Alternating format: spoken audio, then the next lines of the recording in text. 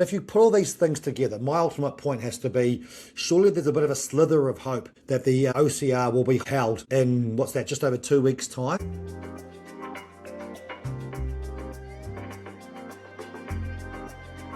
Kia ora. Welcome to the New Zealand Property Market Podcast, brought to you by Cotality for the 22nd of June 2026. I'm Head of Research Nick Goodall, and today I'm joined, as per usual, by Chief Economist Kelvin Davidson. Kelvin, I've got a Hurricanes team to wax lyrical about later on, and also I think some very interesting economic data which we're going to have to tease out. But before we get to all of that, do you want to take us through your Pulse article from last week where you looked into what we call the trade-up premium across the country, looking at that difference in value between 3 and 4-bedroom properties? Yeah, so I mean that's the hub of it there, or the nub of it. So what we'd look at here, we've done it sort of every year for the last, I don't know, 4, 5, 6 years maybe. Simply looking at a so-called trade-up premium, and this way we measure it by the value gap between 3 and 4-bedroom houses. So it's either going to be that extra debt that needs to be found, or the extra equity that would be required to trade up. Now, it won't be everyone's definition of a trade up. Maybe some people want a better suburb or a new house, whatever it is. But, it's one way to measure a trade up. And I think probably a lot of people would say, yep, getting that extra bedroom would be how they think of as a trade up. You probably get an extra bathroom maybe with it as well. So, that's probably a pretty good measure for a lot of people. It's still pretty pricey. Not saying trading up is easy. I mean, if you look in parts of Auckland City, North Shore, Queenstown, you're looking at that value gap there is at least 400,000. In Auckland City, it was pushing up towards 600,000, I think, from memory, and that's going to be reflecting, your really expensive suburbs there in Herne Bay and Remuera, that sort of thing. So, the gap's still pretty large. There are other markets where it's lower. If you go to, say, Kawerau, that's less than 100,000. So, there is a divergence across the country. Not saying, in that market, 100,000 might still be a lot for the people that live there. But when you look across the country as a whole, there is those markets that are very pricey, and there are those ones that are lower. But yeah, generally it's still going to be a lot of cash wherever you live. And so, yeah, not saying it's easy, but I guess the really key point is that it has got easier, a bit like, I suppose, general housing affordability in general, with that having improved. It's easier than it was, but not necessarily easy. I think it's probably the same for this trade-up gap, where it's still pretty high, but it has come down. So, I mean, for example, Auckland City, yes, the gap there is still large, but it's down 7% in the past year. So those 4-bedroom houses have, if anything, fallen a little bit more than the 3-bedroom houses. So that gap closes a bit. Hastings down 12%. So yeah, there's other markets that have gone up a little bit, but some of those markets with those big gaps have actually closed a little bit. Wellington City, if you go back sort of 3 or 4 years, that trade up gap had peaked at around 282,000, now down to about 241,000. So again, it's still quite large, but it's that's 40 grand less than what it used to be. So yeah, I guess, like a lot of things, there's pros and cons, and 6 one, half dozen the other. But I guess the point here is that it has closed, and I suppose sometimes in a softer market, people perhaps go into their shells a bit. We've seen that with the movers data from buyer classification. These relocating owner occupiers are a bit quieter than normal at the moment, but I suppose, if anything, now would be the time to maybe think about making that move, because that trade-up gap has got smaller in a lot of places. Now it's difficult with the economy and uncertainty and all that sort of thing. But, downturns can be a decent time to look at that trade-up. So, yeah, it could be a time to think about. And of course, I guess people get stuck in the mentality of, oh, well, I won't get as much from my own house. Maybe I'll just wait until that improves. But maybe forgetting that they might get an absolute screaming deal on the next one. So, yeah, lots of considerations for people, and again, not saying it's easy, but yeah, that gap has closed a bit, and could be a good time. So yeah, check out the stats. Yeah, I'll leave a link to the full article, and it's worth going and having a look at those stats for your local area. But yeah, I just think it's a worthwhile exercise to go through. It is relevant right now, as you said, because we've seen that reduced activity from movers, and this is saying, well, from one perspective, and that's literally just property price to property price of those two types of property.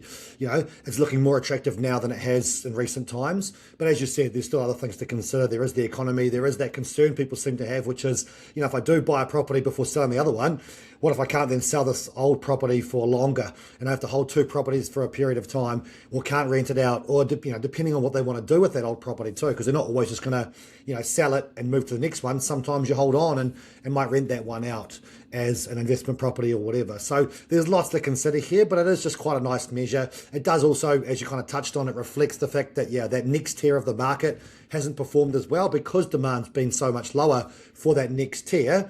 We've seen those lower value properties hold up a bit better, maybe see some increase in those types of properties where first home buyers are quite active in those 3-bedroom houses types property.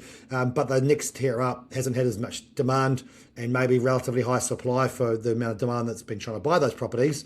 And so we've seen those property prices a little bit more withheld, I guess. So it kind of reflects all those things we talk about all the time, but puts it in quite a nice context and way that people can understand it. And, at least brings forward that conversation. And that's certainly the way the journalists seem to talk about it, right? Was, I think there was a few headlines like never a better time to trade up, which I think is a pretty standard way of looking at this. With the way we put out the data, of course, that makes sense. So, yeah, good one, worthwhile going and checking out. But we will leave that one there, I think, Kelvin. I do want to spend a bit more time on the sort of economic outlook and economic view of the market right now. I suppose in a very brief summary, given data we got last week, I'd say, look, the economy is slightly weaker than expected, given the Q1 GDP numbers, a slightly lower base, I suppose, we're starting from.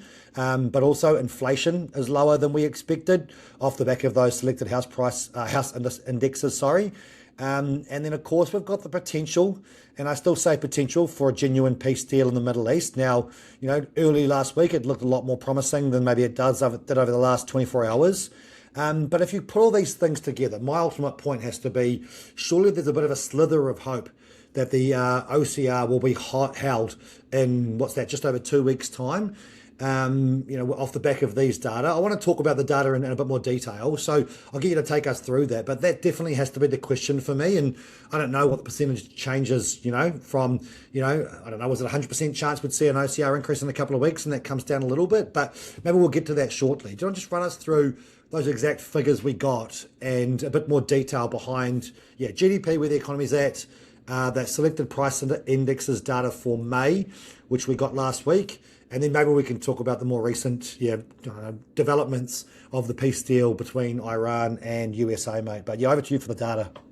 Yeah, it's. I mean, I'm glad I'm not on the monetary policy committee, got to say, because it's there's so many moving parts. But yeah, I mean, the GDP numbers for Q1 were pretty good. I mean, as you say, they were maybe a little bit lower than expected. So 0.8% increase in Q1.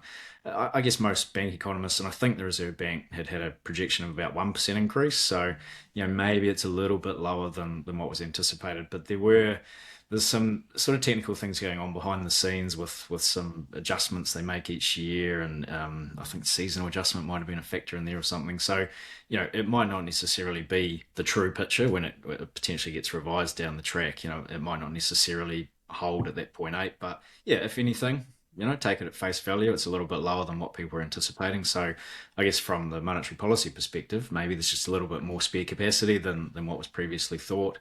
All else equal would tend to reduce the chances of that OCR increase coming through sooner rather than later. So that's one thing. Add to that, as you say, we had some slightly more subdued inflation numbers, I guess, than what people were anticipating. It's hard to give an overall sort of average for those selected price indexes numbers, because it's only part of the CPI and it's done monthly versus the benchmark quarterly CPI. But yeah, if anything, the expectations for those numbers were undershot as well, to the point where if not all, most of the bank economists actually put out numbers pretty much straight away saying, we've downgraded our Q2 CPI figure off the back of those monthly inflation numbers, to the point where, perhaps it was Q2 CPI was expected to come in about 4.5. It's now been downgraded to sort of 4. So, still too high. The target's 1 to 3 over the medium term, but 4 is better than 4.5. And so, add it to those slightly softer GDP numbers, you start to put a little bit more doubt over that potential July OCR increase. And then, the peace deal. I mean, a few days ago, it was looking a bit stronger than maybe it is right now. But, if you start to think about the peace deal, it looks better for the economy, inflation to come down a little bit sooner than expected. Again, that all reduces the chances of that sort of near-term OCR increase. So, Yeah, if anything, that all sort of argues in the same direction. But then we also had some stats last week on retail spending that were a lot stronger than expected, but maybe just a delayed thing. So that was spending for May. Maybe it was just a timing thing where the April numbers were really weak. People were really uncertain. They kind of held back spending a little bit. I'd rather have some cash in the bank. Then maybe they thought, oh, well, maybe this thing looks a little bit better. I'll come out and spend in May. So it might just be a timing thing. But yeah, it does add to the confusion a little bit, I guess. And yeah, lots to ponder for sure. Yeah, I mean, I guess the question then is, what was there anything in the selected price indexes that tells us about the likelihood of the second round inflation? Because we've heard them talk about that so much through Monetary Policy Committee and Reserve Bank. Do we get a feel for how embedded this inflation might be? So if they are waiting for that sign, is that likely to lead them to go, yeah, we can err on the side of caution and hold here, or or is there not quite enough in there for them to lean that way? Yeah, I'm not so sure. I think it's probably still it really picks up on stuff that's happening right now. I guess it probably doesn't necessarily tell you too much about kind of inflation expectations and that wage bargaining sort of thing. But yeah, there's you might be able to sort of infer from this when you combine it with other stats as well that potentially in this sort of consumer environment where people are a bit reluctant to spend, maybe because we know that firms' input costs have gone up. So if you hear about builders, delivery surcharges, all of this stuff, we know firms' input costs have gone up, and maybe there's a sense that it's not really flowing through to output prices. So maybe in this sort of weak environment, firms are actually struggling to pass that on. And if they are struggling to pass that on to consumers, then that might be some sort of inference that second round inflation is less likely than what might have been anticipated. But yeah, it's still you're probably still just trying to judge that a little bit from month to month. I don't necessarily think it would be clear yet, but yeah, all else equal, it is better numbers than expected. Yeah, fair enough. I mean, I'm really interested to see how this goes. Right, I know we've got 2 weeks, and there'll be a few more data releases in that time for the committee to weigh up. But I just wonder if there might be enough in there for them to go, it's still worthwhile waiting a little bit longer. Also, waiting until they get the full statement, not just the review, which they do. So, yeah, I don't know. I don't know. I reckon that percentage chance is coming down. Is it quite down to 50-50? Maybe not. Maybe still leaning towards something like 60 or 70% chance of the increase. But I just wonder if, yeah, it's just drifting lower the more and more data we get that shows there's no desperation here to try and fight against this inflation, which is going to be really sticky and stay in the economic environment, past the early stages of the increased petrol prices, and we know that those petrol prices are still high, but they have come down a little bit too off the back of the announcement of the peace deal. And yeah, again, like you say, whether or not the potential walkout, which I think we read this morning, means that those petrol prices go back up again. I'm not too sure. Pretty early days on that one, and of course it is volatile, so we don't get too carried away with it. But yeah, I just wonder if there is, more and more signs of, the justification to wait. And to wait a little bit longer, wait for more data, wait for more information, wait for more progress on the peace deal. Just wait and see what happens. There's no desperation to fight against this inflation just yet. If you still expect the medium term level to not necessarily stick around too high, but yeah, still a couple of weeks to go. Still plenty of more water to go under that bridge anyway. So I guess we just wait and see what happens. Yeah. I mean, I was thinking about it this morning, but just preparing for this episode, I actually just went back and had a look at what the monetary policy statement said last time, because it's a lot to digest, and maybe you give it a couple of weeks and you kind of go back and see some new phrases, and I suppose that's just been going around in my head. And yeah, I tend to agree that the odds of July increase have probably lessened quite a bit, provided this peace deal holds, which seems to change from day to day. But so that's a big unknown, and I guess we should always be pretty cautious about that. But you just think about the mechanics of it. It was a 3-3 split last time in terms of that vote. I mean, inflation a little bit softer, GDP a little bit softer. Maybe the peace deal holds. It's difficult to see those 3 people who voted for no change changing. Those 3 people probably stick with their hold decision. So then you think, okay, well, what do the other 3 do? And it's not hard to imagine that just one of those people decides to vote the other way and stick with the hold. And so yeah, then you get that hold in July. So maybe the focus really goes on those people, which we only know now through this publication of the vote, what those other 3 people might do. And it's not not too hard to imagine one of them going back the other way. So just the mechanics of the voting process now, for me, kind of suggest, that July increase is a bit less likely. But I just went back and had a look at what they said, and it was pretty clear in the forecast that they, at that time, they were definitely pointing towards a July increase. But that voting record, it was split. It wouldn't take much for one person to go back the other way. It talks about how they sort of assume the conflict would last most of this year, pretty much. Now that's, it still could, I guess, but the chances of that look a little bit less likely now.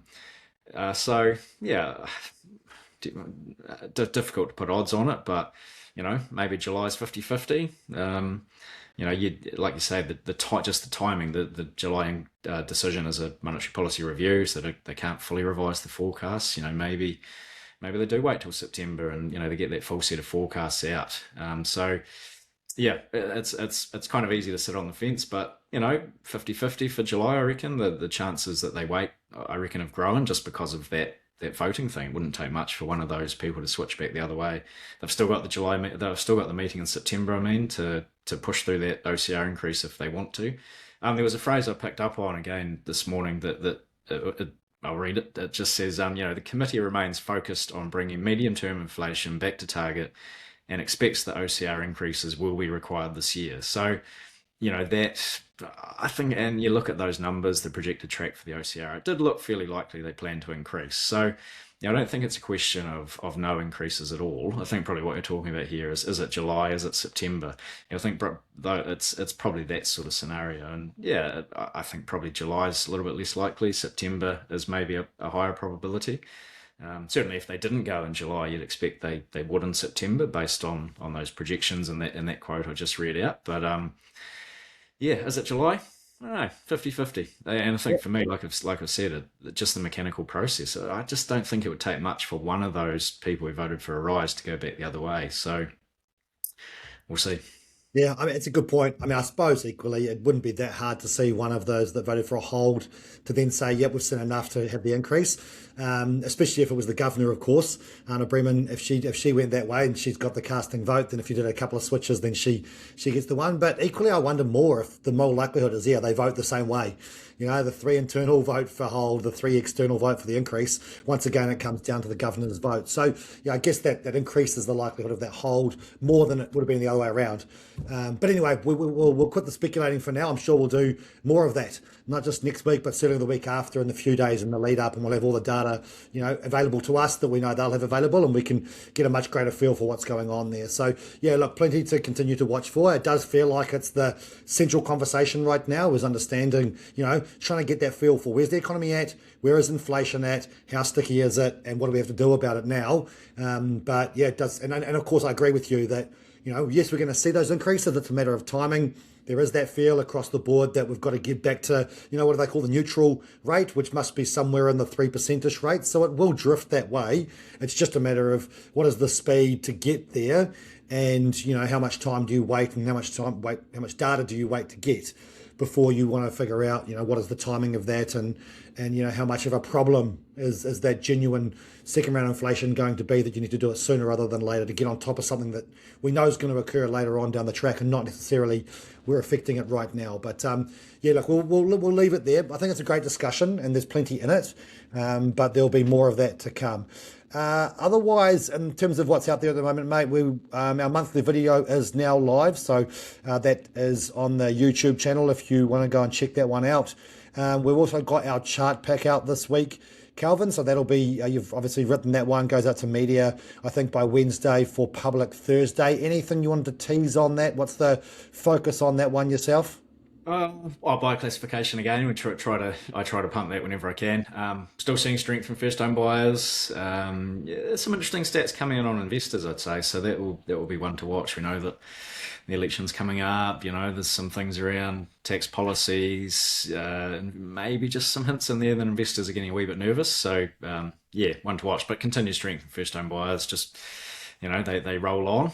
But yeah, interesting one for investors. So yeah, look out for that later in the week. Yep, absolutely. Yeah, that'll go out on Wednesday for Thursday. So keep an eye out for that one on the articles on Thursday. But that'll pretty much do us for the economic and property market chat, Kelvin. So if that is all you are here for as a listener, you can happily go now, especially maybe if you're a Chiefs supporter.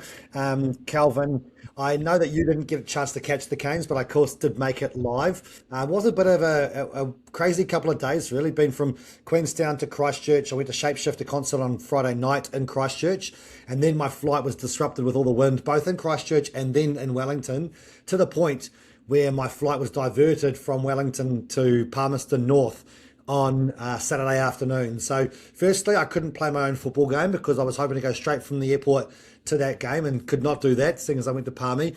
But more importantly, I was worried I was not going to make it back down in time for the final. And of course, had tickets for myself and my son. So yeah, did end up, flagging the bus which was put on by Air New Zealand and hiring a car to make sure I got back down in time and managed to get back to Welly by about 5, return the car, get back home, scoop up my son and get to town for the game. So we made kick-off. And certainly was worth it when you see the performance the Canes put out, and just so impressive. It was so crazy windy there, and they probably did have a wind advantage, but it was hard to even know where the advantage was because it was the typical cake tin gets in and swirls around, and it was kind of making some weird movements, that's for sure. But I'm so stoked for them. I got to play a similar brand of rugby in the final to the rest of the tournament, where they had been electric and just so attacking and scored some amazing tries throughout the tournament, including in the final. And just glad it all came together, and I feel for Chiefs supporters, like 4 finals in a row to lose is tough stuff. And, I do pity them a little bit, especially when they're losing to different teams every year, like they lost to the Blues, who ground out a win a few years ago. Crusaders came back with a vengeance last year and again ground them out in the final, but the Canes just blew them off the park. And what a win, what a team, and just put it all together. So yeah, that was amazing. Stuck around for the trophy ceremony, and you can tell they've got a great culture as well. And yeah, just a great time. And my first year as a season member, so we picked that at the start of the season.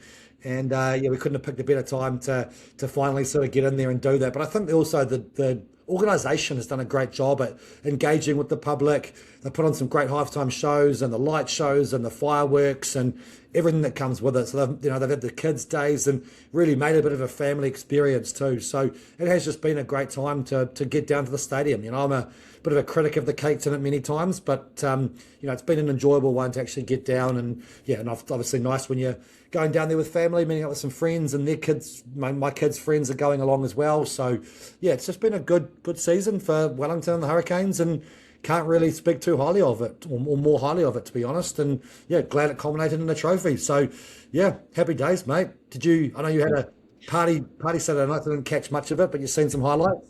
Yeah, I was at 40th, a couple of doors down, so I had it going on my phone, but it's pretty difficult. You're not really paying much attention. You can't hear it. It's a small screen. You're talking to people anyway, so it was more that case of I'd kind of glance over every 5 or so minutes, and it had gone up in 5s and 7s, and so amazing. And I'm the same. Just a win for attacking rugby. We want to see tries, and I suppose there was always there's that possible concern in a final when it gets tight, and particularly the weather as well. You kind of grind it out. There's a few penalties, but actually, to see that sort of score, I mean, it's pretty mind blowing. So hopefully that carries over to the Test match arena. Maybe it won't, but we'll see. And you'd think some Hurricanes will get rewarded with an All Blacks call up in a couple of hours' time. So it's great. But there's a lot of sport to follow, isn't there? I mean, Black Caps obviously had a win overnight. There's a Football World Cup. I'm always watching the NFL. So, Yep. so it's but I mean, it's hardly a big problem, is it? It's great to be a sports fan. So stoked. No, for you and I, it's certainly a good time because yes, it's just sport everywhere. I'm very happy to indulge in all of that. But yes, I say, Warriors down there in Christchurch, and once again, sellout, and crowd looked amazing. So that was amazing. Great to see the Black Caps bounce back with that win too, and just love to see our bowling lineup just seems to be able to put pressure on at every angle, right? And good to see Henry get the rewards that he deserves as well. 11 wicket haul last night. So yeah, it's brilliant. And yeah, like I say, All Blacks named at midday today. So intrigued to see how that one goes. Which way is Dave Rennie going to go? As you say, which Canes players maybe get rewarded from their form, and can he translate that? Does he want to play that type of rugby? Hopefully something similar, but you never know. You're never sure it's going to work against the Springboks, but we've got a few games prior to that. I think it's France, Italy and Ireland here in New Zealand, so we'll get to see what sort of blueprint they're putting together. But yeah, the games in South Africa will be very different, and the All Whites this afternoon too. So yeah, very much looking forward to that one. Iran drew with Belgium today, so I don't know, does that tell us that Iran's actually very good if they can, match it with Belgium, who I think are ranked like 4th in the world, or something like that? Man, I reckon we're a chance against Egypt. So don't want to get too far ahead of myself, but given the way we played last week against Iran, man, if we can get a result against Egypt, it's all on for this pool. So yeah, fingers crossed. Yeah, I quickly saw that headline this morning, and I'm not the biggest football fan, but you kind of know who's good and who's middle of the road. So it seems pretty open. I mean, a draw obviously opens it up for all the teams. So yeah, I'll be tuning in. The best thing is, I think it means attacking intent. You have to try and win that game. You win that game, you're going to be guaranteed to go through. So, man, what a reward if you can win the game. So, yeah, it's going to hopefully see the same attacking intent as the game against Iran, and hopefully Wood, Just, and the rest of them all put it together, and we can get a couple other bangers. So, yep, we'll be watching that with great interest. But all good, mate. That'll do us for today. Anything else on your mind before we close out? No, that's it. Yep, another busy week. So get into it. Enjoy your travel, mate. I know you've got a big conference tomorrow and you'll be in Wellington later in the week too, so go well on all those. But just want to say thanks very much for your thoughts, Kelvin. As I say, when we get deep into that economic stuff, it's always good to tease out all the thoughts in your brain, so I appreciate that. And just want to say thanks very much for listening. Please do get in touch with any questions or feedback. What's your take on where the economy's at, or what round of inflation, what sort of inflation are you seeing in your businesses? Please do let us know. But that'll do us for today. My name is Nick. He's Kelvin. You've been listening to the New Zealand Property Market Podcast. Mā te wā.